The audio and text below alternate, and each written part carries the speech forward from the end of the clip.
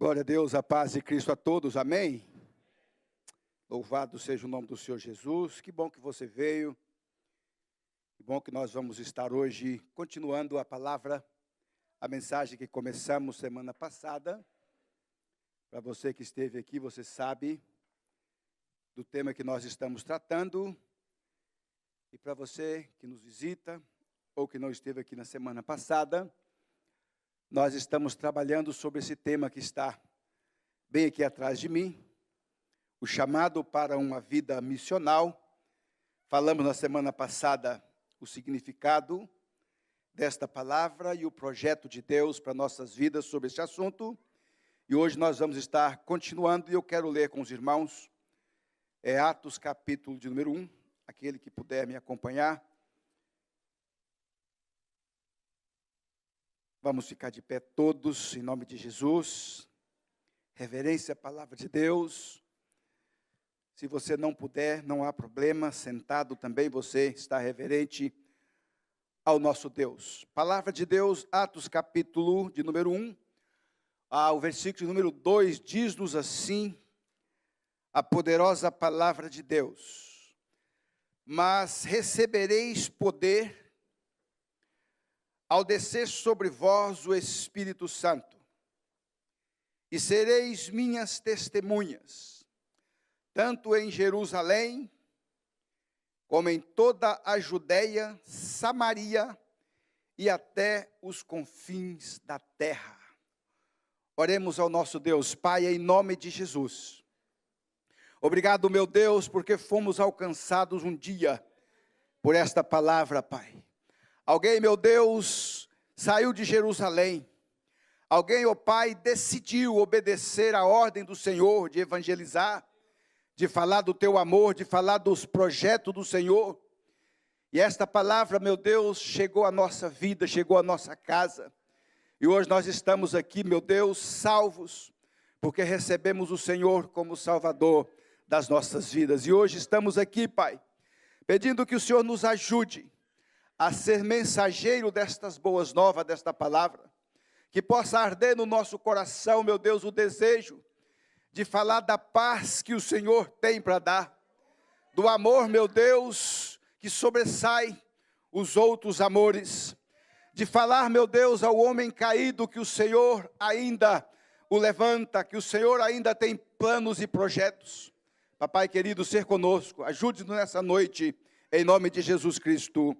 Amém, e graças ao nosso bom Deus. Pode voltar para o seu assento.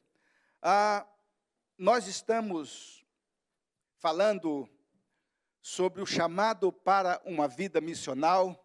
Eu não vou mais tomar tempo hoje para explicar, mas só rapidinho para você entender, para me acompanhar hoje. A igreja missional, ela é diferente, né? O chamado missional e o chamado missionário, falamos na semana passada. Quando nós falamos em missão, em missionário, nós já conjugamos aí, nós já colocamos o chamado missionário como transcultural. Eu acho estranho quando eu vejo alguém me dizer que foi consagrado a missionário e nunca saiu para lugar nenhum, nunca ganhou uma alma, não é assim, não faz sentido. Alguém ter um título de missionário, sem ao menos entender o que significa isso. O que um missionário faz, não é verdade? O que um missionário faz? O missionário, ele prega, ele evangeliza, ele viaja de um lado para o outro, ele vai, a missão transcultural nos leva a outros países, a outro continente, e assim por diante. Mas nós estamos falando do chamado missional. O chamado missional é onde você está. É a igreja que se envolve em todas as áreas da sociedade. E um objetivo único tem essa igreja. Às vezes você vai se envolver ali na prefeitura, na polícia, no bombeiro, no restaurante onde você trabalha, no escape, onde quer que seja, na escola, na rua onde você mora, no bairro, na vizinhança, e você vai se envolver com as pessoas. O que essas pessoas estão fazendo? Essas pessoas estão trabalhando. Lá no Brasil, por exemplo, passou uma enchente. Todas as pessoas, autoridades, se envolvem tentando salvar aquelas pessoas, levar aquela pessoa para poder ficar alojada em algum lugar. A igreja está ali, tirando pessoas também da lama, tirando pessoas ali da enchente, cedendo o templo para colocar as famílias, assim que acontece.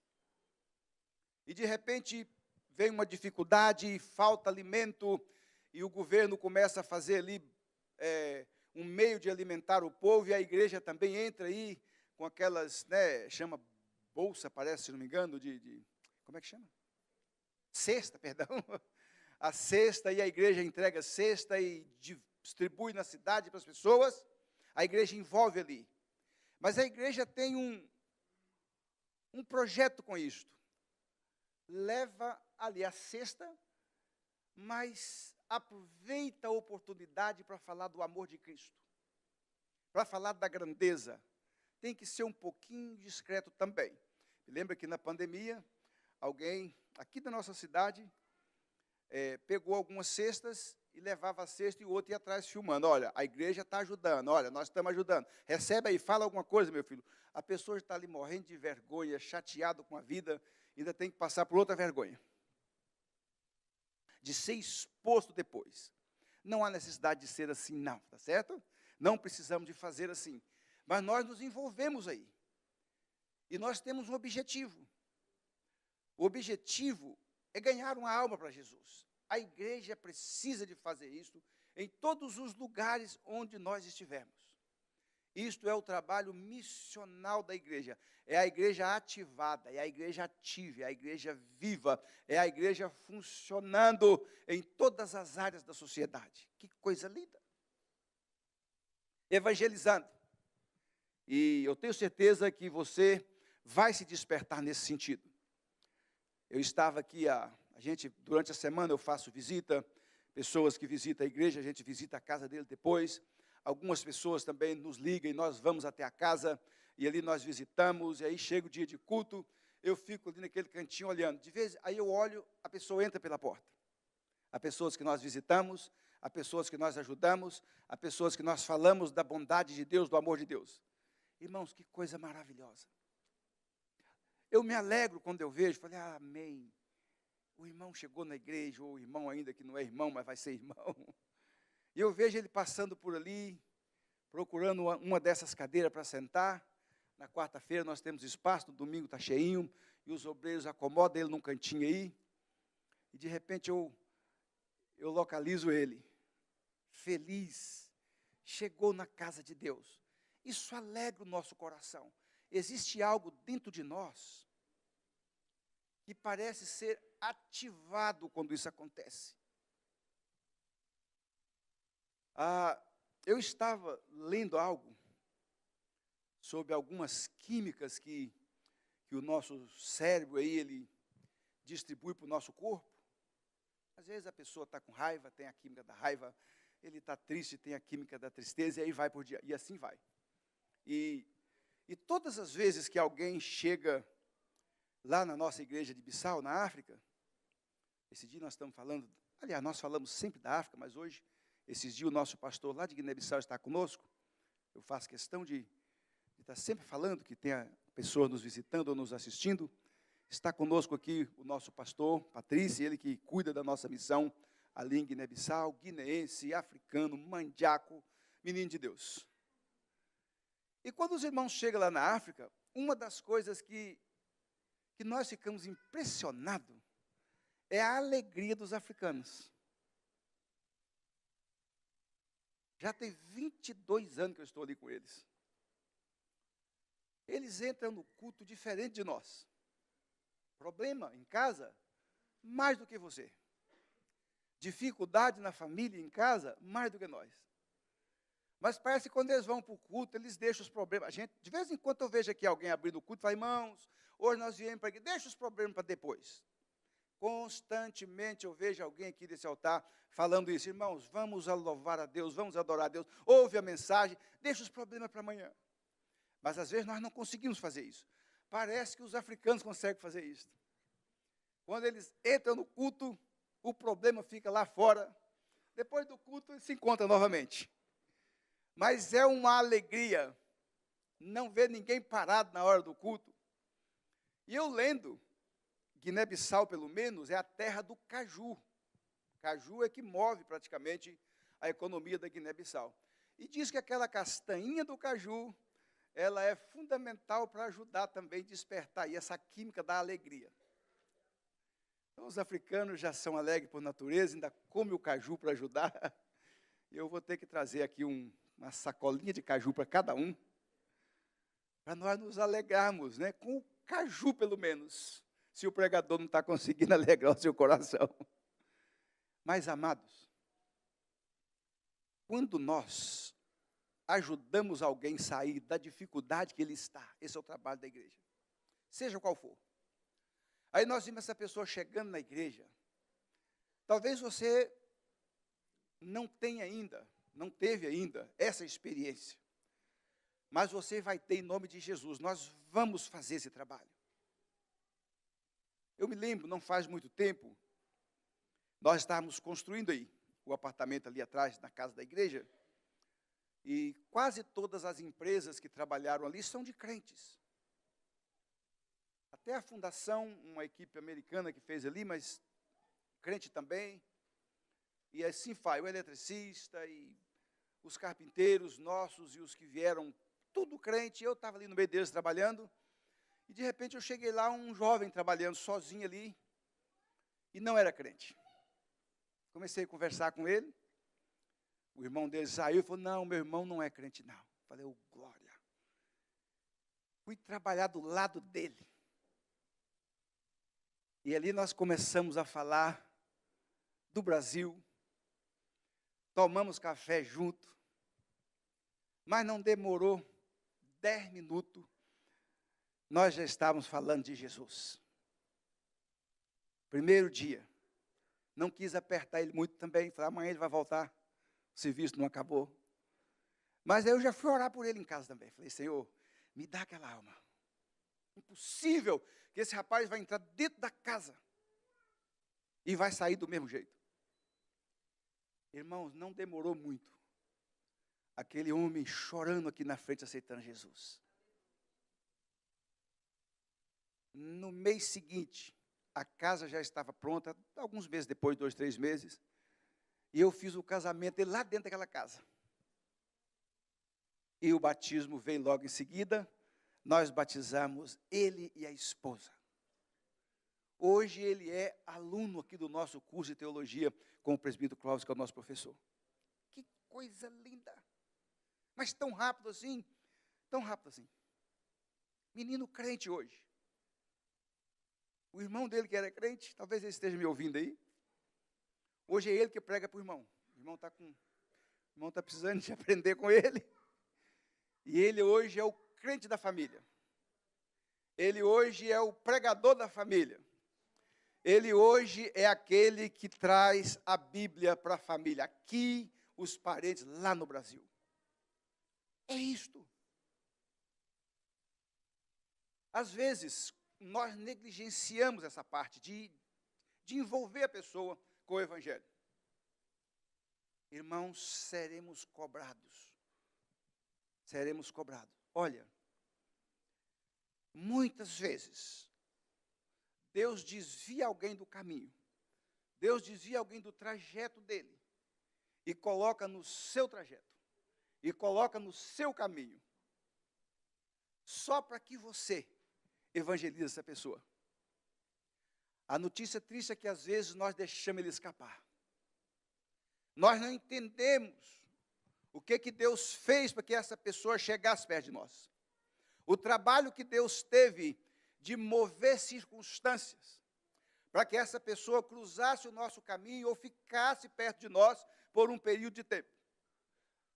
Pense nisso com carinho e nunca mais deixe escapar a oportunidade de falar de Jesus para alguém que está do seu lado. Horrível quando nós não fazemos isso. Eu vi um pregador, um grande homem de Deus, talvez um dos evangelistas que jamais fez esse trabalho no Brasil. Ele chama-se, está vivo ainda, Josué Irion, um gaúcho, um homem fantástico. Tremendo aquele homem. E ele estava falando de experiência, muitas experiências, prega no mundo inteiro, esse homem é um evangelista. E ele falando sobre isto, que muitas almas hoje que estão no inferno, está na nossa conta. Na nossa conta. Como assim? Como assim? A oportunidade que ele teria de ser salvo era através de você. Ah, pastor, mas aí se eu não fizer, Deus levanta outro. Não fuja da sua responsabilidade. Talvez eu não faça, Deus levanta outro, mas às vezes eu não faço e essa vida é ceifada. E aí diz ele que Deus mostrou, está vendo aquela alma lá no inferno, elas, o destino daquela alma era outro, mas você não fez o seu trabalho. Ezequiel fala sobre isso, né? Se eu falar do amor de Deus e essa vida se converter, nós salvamos essa alma do inferno. Mas se eu falar e essa vida não se converter, ela irá ao inferno, mas o sangue dela, disse esse profeta, o sangue dessa alma, essa vida, não irá para minha conta. Está na Bíblia isto. Não irá para minha conta. Eu avisei, mas a pessoa não quis. Então eu não serei responsável pela alma desta pessoa. Cada pessoa, cada ser humano que cruza o nosso caminho, e às vezes ele senta no nosso caminho, às vezes ele demora no nosso caminho, às vezes ele trabalha conosco, às vezes ele estuda conosco, e às vezes já passou-se alguns anos, e ele está ali. A partir de hoje, pense nisso com mais carinho. Aí eu vejo alguém dentro da igreja, pastor, eu estou precisando de fazer alguma coisa na igreja, arruma alguma coisa para me fazer na igreja, traz alma para a igreja. É o maior serviço que um crente faz. É o mais precioso trabalho que um cristão pode fazer, é envolver com as almas. Pastor, deixa eu limpar esse banco pelo menos, aleluia, limpe os bancos, não tem problema. Deixa eu ficar na porta, fique na porta. Quantos obreiros chegam aqui, pastor, deixa eu cuidar dos carros lá fora? Amém, cuide dos carros lá fora. Mas se você não cuidar dos carros, não tem problema. Eles estão lá sozinhos, carro nem alma tem. Cuida do motorista do carro. É melhor. Acompanha o motorista do carro. Procura saber o que ele está precisando. Procura saber qual a situação dele. Será que ele está bem? Será que ele está bem nessa terra que não é nossa? Será que ele está trabalhando? Será que as contas dele estão tudo em dia? Será que está tudo normal? Procura saber como que ele está. Ah, pastor, mas aí é complicado, talvez está precisando, eu vou ter que ajudar. A irmã falou algo interessante aqui. Às vezes você não precisa de ajudar com a sua casa, com o seu carro, com o seu dinheiro. Não. Se precisar, por favor, faça também. Mas às vezes não é isto. Às vezes essa pessoa está precisando só de redirecionar a sua vida. Entende? Encontrar o caminho novamente. E você vai ser só o guia. Sabe? Vamos comigo. Vamos juntos. É um trabalho fácil de fazer. Precioso. E a igreja precisa de fazer isto. E aí nós pregamos aqui semana passada. O texto que lemos. Semana passada eu li o contexto também. Hoje eu li só o versículo 8. Samaria, Judeia, ou Jerusalém, Judeia, Samaria e os confins da terra. A igreja missional, ela está em Jerusalém. Lembra que nós falamos sobre semana passada? Jerusalém é a igreja sede. Jerusalém é onde que nós estamos confortavelmente. É nessa região, é onde você está. Onde você está? Em Framingham. Nesta igreja aqui. Em volta desta igreja. Você que mora em Marlborough, você que mora em Ashland, Framingham, Neire, que nós que estamos aqui, nós moramos, Ashland, nossa cidade próxima, Holliston, aqui embaixo onde mora o irmão Wellington, Wayland, são as cidades que nos cercam aqui. Estas cidades têm pessoas, eles não precisam de sair dali para ir procurar uma igreja lá em New Hampshire, lá depois do centro de Boston. Nós temos que envolver essas pessoas. Nós temos que descobrir essas pessoas. É aqui, é Jerusalém. A igreja missional envolve na cidade, envolve no local onde ela está. E nós devemos aprender a fazer esse trabalho. E aí nós vamos, falei sobre isso semana passada, Jerusalém. Depois de Jerusalém, Judeia, região. Depois de Judeia, Samaria, mais distante um pouquinho. E aí nós começamos, no nosso Jerusalém, o crente equilibrado, o cristianismo equilibrado, ele começa em Jerusalém. O cristianismo desequilibrado, ele pula lá para os confins da terra, ele volta, ele não salva ninguém, ele não se encontra.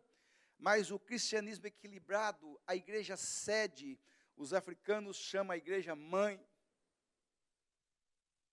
A igreja mãe, a nossa igreja mãe lá na África, está na cidade de Canchungo.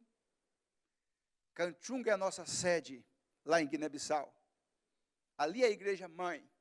E as outras igrejas que estão espalhadas na cidade lá, são filiais, São igrejas filhas.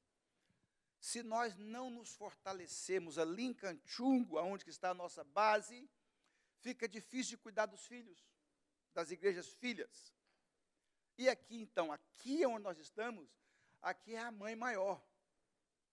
Aqui é a mãe da igreja de Milford, aqui é a mãe da nossa igreja de Nashua, e aqui é a mãe da missão também. Até a igreja mãe, lá de Guiné-Bissau, é filha daqui. Então é aqui que nós temos que firmar bem as estacas. É aqui que nós temos que trabalhar, nos fortalecer. E depois, nós vamos atingindo a Judeia, atingimos Samaria, crescendo na graça e no conhecimento, a igreja vai se fortalecendo, o ministério vai se ajustando, se fortalecendo, e a mãe agora tem alimento para os filhos. Não é mais aquela mãe magra, bamba, torta, caindo, não. É uma mãe firme, mãe que tem leite, mãe que tem alimento, mãe que sustenta. E agora, nós vamos para os confins da terra. E nos confins da terra, nós somos suportados por aqui. Quantas vezes, irmãos? No começo, eu lá na África, pastor Patrício está comigo desde o começo. Tem 22 anos que nós andamos juntos. Antes dele voltar para a África, ele vai pregar aqui um domingo, contando o testemunho do que Deus já fez ali na vida dele, na família, através deles. Quantas vezes ali com tanta dificuldade, pastor Patrício não conhecia a Bíblia ainda, e eu ali só.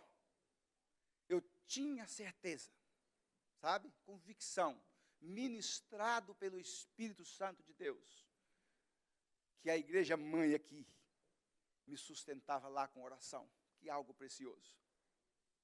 Sabe, você sente, sabe, você está ali com tanta dificuldade, às vezes até com medo, e de repente você se sente revestido de poder. Eis que vos dou poder, não é isso? Está escrito aí na Bíblia. E aí, naquela época, não tinha celular, não tinha como comunicar, eu ia e depois voltava, depois de 2 meses ou até mais. Aí, quando eu chegava aqui, eu ia conversar com a minha esposa, com os irmãos. Quantas vezes, no momento que eu estava lá em tamanha dificuldade, a igreja sentia aqui, pastor. A igreja sentia aqui, alguém falava assim, vamos levantar um clamor, que o pastor deve estar em dificuldade lá, e era verdade. Coisa preciosa. A mãe sente quando o filho está em apuro. A igreja mãe, a igreja viva, a igreja fortalecida. Então, esse trabalho missional, ele fortalece a igreja local. E aí nós vamos caminhando, e aí nós encontramos aqui, no texto que lemos na semana passada, que é Marcos, capítulo 16, no versículo 15 e 16, que diz o seguinte, ide e pregai. E Mateus 28, 19, ide e fazei discípulo. Hoje nós vamos seguir mais um pouco adiante falando sobre essa ideia. Quando nós pregamos a palavra de Deus, alguém crê, alguém é despertado. Nós pregamos aqui ou em qualquer lugar que nós estamos, seja num culto como este, alguém que nos visita, ou seja, ali na rua, num culto ao ar livre. Fizemos aqui em Framingham por anos, culto naquela praça ali. Mas depois nós percebemos que Deus estava mudando de estratégia e nós acompanhamos a nuvem. Paramos de fazer culto ali e fomos fazer culto nos lares, fomos evangelizar através da internet e assim por diante. Mas às vezes estávamos ali e de repente alguém passava e dentro do carro, o carro passava, nós estávamos ali pregando, a pessoa ouvia 1, 2, 3 palavras, ou às vezes só de nos ver ali, ele era ministrado. Olha, os crentes estão aí pregando. A igreja está evangelizando aqui na rua. Isto era o suficiente para a pessoa ir para casa pensando, nem ouvia a palavra às vezes. E depois nos procurava para uma visita, ou voltava à igreja. E às vezes nós estamos pregando, lá na África fazemos muito culto na rua, e nós não sabemos quem está ouvindo a palavra, mas de repente, a palavra desperta alguém. Então, ide e pregai. A pregação da palavra de Deus desperta a alma do ser humano. Ide e pregai. A igreja missional prega em todos os lugares. E aí nós vimos aqui, fazer discípulo. Fazer discípulo é mais difícil do que pregar. Eu acredito que essa segunda parte aí, ela é mais difícil. O chamado missional requer de nós discipular. O chamado missional requer de nós orientar, meus irmãos, orientar os novos convertidos, acompanhar, instruir, dispor do nosso tempo, doar o nosso tempo para o novo convertido. Poucos dias, uma família de novos convertidos me ligaram aí, eles disseram o seguinte, foi, pastor, estamos um pouco perdidos. Falei, como assim?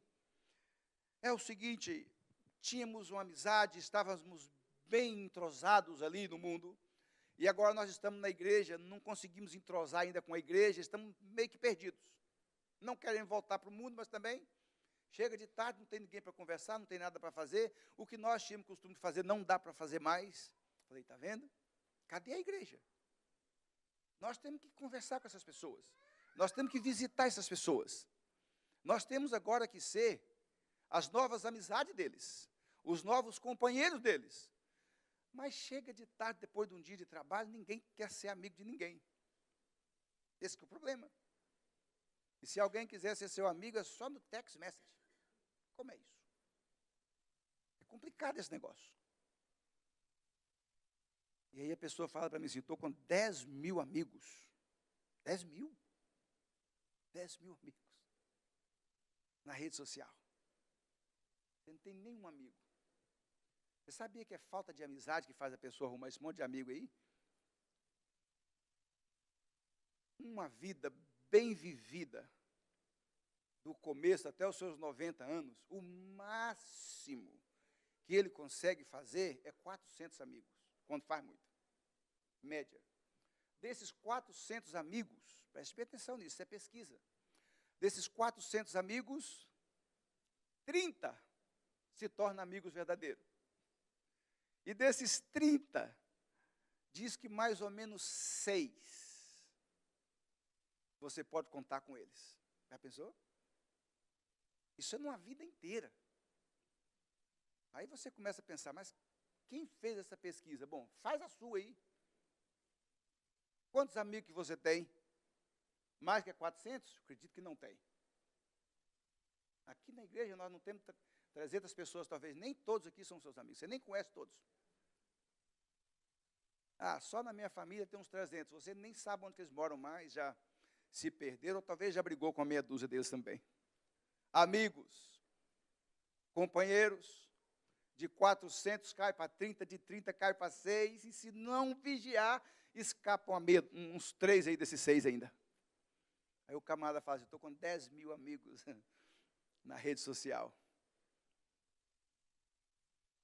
Amizade, companheirismo, fazer discípulo, discipular, cuidar das almas. Este é o maior propósito de Deus para a sua igreja. Quando nós começamos a olhar a agenda da igreja, quando nós começamos a olhar o que uma igreja faz, ou até mesmo nós aqui, temos uma lista imensa de afazeres aí, e é necessário que se faça. Mas o principal deles, o maior propósito de Deus para a sua igreja, é cuidar das almas, é envolver com as almas, é ganhar almas. Fomos chamados. Nós somos chamados para quê? Para viver os propósitos de Deus. E aí nós vimos o seguinte, de todos os propósitos de Deus para nós, há dois que superam os demais, que é amar a Deus, não é isso? Amar a Deus acima de todas as coisas. E depois, amar o próximo, correto? Amar o próximo. Dois só. Amar a Deus. Quando nós amamos, o que Jesus disse? Jesus foi muito simples na sua resposta. Aquele que me ama, ama o Pai. Então, quer dizer, o Pai e o Filho estão juntos. E Jesus disse assim, quem me ama, guarda os meus mandamentos, só isso. Nós não precisamos de escrever um livro para provar para ninguém que nós amamos a Deus. Nós não precisamos de escrever uma faixa aí na cabeça, no braço, eu amo a Jesus, eu amo a Deus. Jesus já determinou, se você me ama, o sinal do seu amor, o resultado desse amor, será guardar os meus mandamentos. E o primeiro mandamento, e o segundo maior mandamento, amar a Deus e amar o próximo. Quando nós amamos a Deus, acima de todas as coisas, preste bem atenção, nós olhamos o próximo com uma lente diferente. Quem não ama a Deus, ele tem dificuldade de amar até os filhos. Ele tem dificuldade de amar o esposo, a esposa. Ele não acredita em ninguém, o amigo. É tudo difícil. Porque o amor de Deus não entra em nós. Quando o amor de Deus entra em nós, quando o amor de Deus transborda em nós, quando nós amamos a Deus, independente se tem alguém nos olhando, nós não temos coragem de sair fora dos mandamentos, porque nós amamos o dono do mandamento. E quando isso acontece, automaticamente nós amamos o nosso próximo. Nós olhamos para ele diferente. A sociedade não encontra solução para ele, para ela. Nós olhamos, tem jeito. Tem solução ainda essa alma? Mas e esse casamento? Não tem mais jeito? Sim, tem jeito ainda. É claro que se não chegar alguém para juntar isto aí, com amor, a igreja missional faz isto, vai acabar não tendo o mesmo jeito. Os dois não conseguem mais enxergar a solução, porque a visão de Deus não está ali, a compaixão de Deus não está ali, o amor de Deus não está ali, a misericórdia de Deus não está ali. Aí nós voltamos para Deus, nós amamos a Deus, segundo a palavra. Aí nós olhamos e vimos diferente, nós enxergamos diferente. E quando nós enxergamos diferente, nós comportamos diferente. E as pessoas percebem. Até os animais percebem, irmão. Os animais sabem, não sei como, quando nós temos carinho com eles, sem falar nada, a gente não sabe falar a língua deles. Cachorro, dependendo do olho que você faz para o cachorro, ele late, ó. Faz um barulho lá te enfrentando. Dependendo da maneira que você olha para ele, ele balança o rabinho, identifica. Com um olhar, com um gesto. Ser humano é muito mais sensível com o bicho. Nesse sentido. Com o olhar de Deus, nós olhamos, nós vimos e nós fomos chamados para cumprir e viver os projetos de Deus e o propósito de Deus. Amar a Deus e amar o próximo. E aí nós vamos, em nome de Jesus, continuar nas próximas semanas falando sobre esse assunto. E a minha oração, todo dia eu oro pela sua vida, é para que nós venhamos desenvolver uma cultura de amor pelas almas. É diferente de um chamado no sentido de uma convocação do pastor, ou de alguém da igreja que decide fazer algo. Alguém chama, você vai. Não, é mais do que isso. Nós não vamos desenvolver apenas uma liturgia missional. Não. Nós vamos e precisamos desenvolver mais do que uma liturgia, uma cultura de amor pelas almas. Irmãos, essas mensagens ficam aí guardadas aí. Depois você pode entrar na rede social alguns anos depois e ir para frente, que você encontra.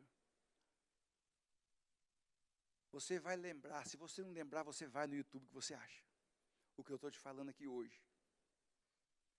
Se isso for desenvolvido em nós, a igreja, ela sai de um nível e alcança outro. Eu e você.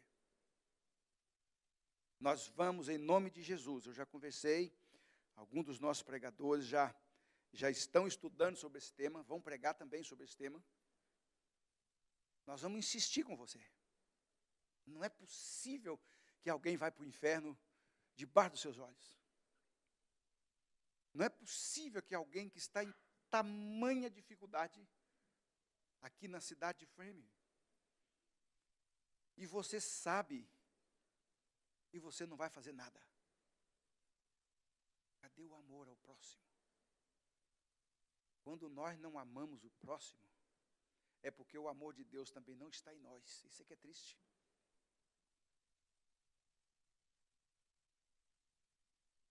Deus é maravilhoso. Uma vida missional, uma igreja missional, ela está totalmente envolvida com as pessoas.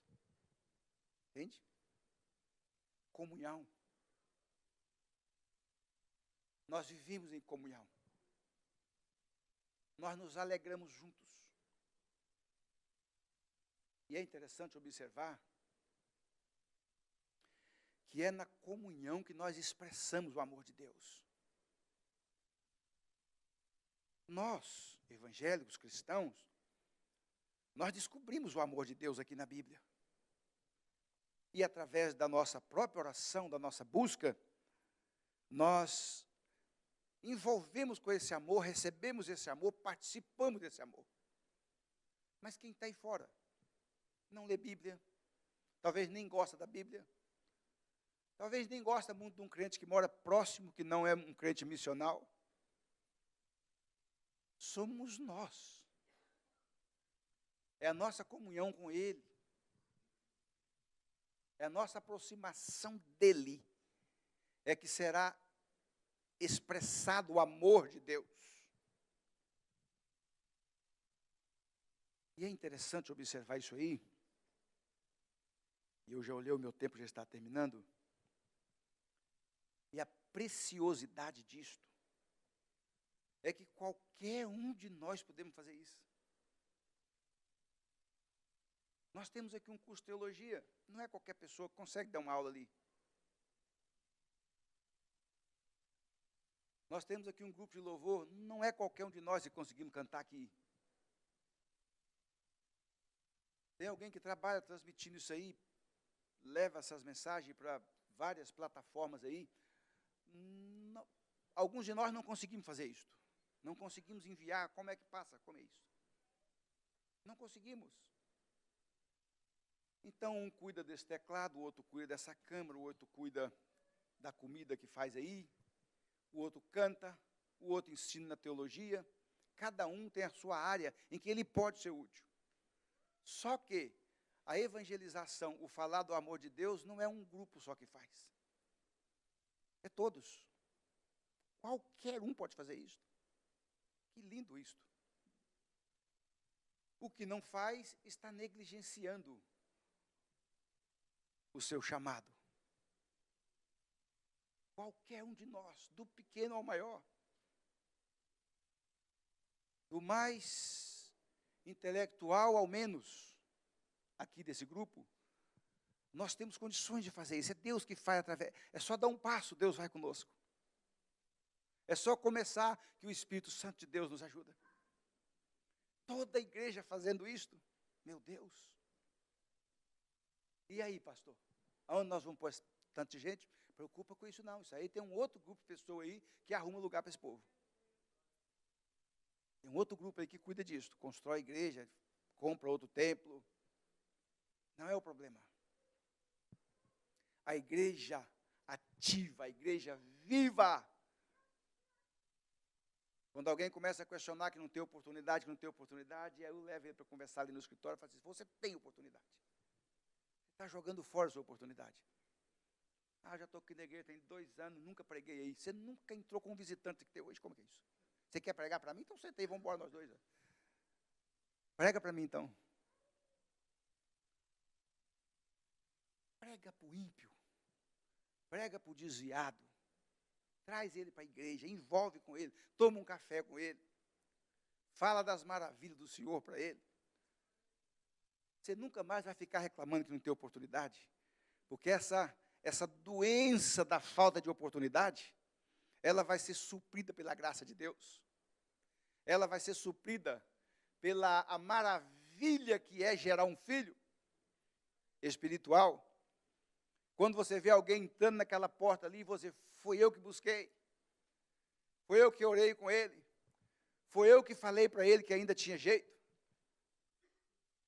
E a igreja vai crescendo, vai se fortalecendo, Judéia vai ser alcançado, Samaria vai ser alcançado, e os confins da terra receberá a nossa ajuda e a graça de Deus. A igreja missional é uma igreja viva, é uma igreja ativada em todas as áreas da sociedade. Que Deus em Cristo Jesus te abençoe, pense nisso comigo, e não permita que aquela alma que já está destinada, nós não cremos na predestinação incondicional, fatalista, não cremos nisso. Mas nós acreditamos sim, que na presciência de Deus, Deus já mostrou, Deus já riscou, Deus já colocou alguém para você evangelizar. É nós que negligenciamos. Não permita que alguém desça o inferno por sua culpa, mas tire-os de lá. Salve, diz a palavra do Senhor, alguns que já estão já cambaleando, indo para a perdição. A igreja vai lá e busca, a igreja vai lá e salva, a igreja vai lá e ajuda, a igreja vai lá e abraça, a igreja vai lá e se envolve, e ama, cuida. Esse é o trabalho primordial que Deus deixou a minha vida e a sua vida aqui nessa terra enquanto existirmos. Que Deus em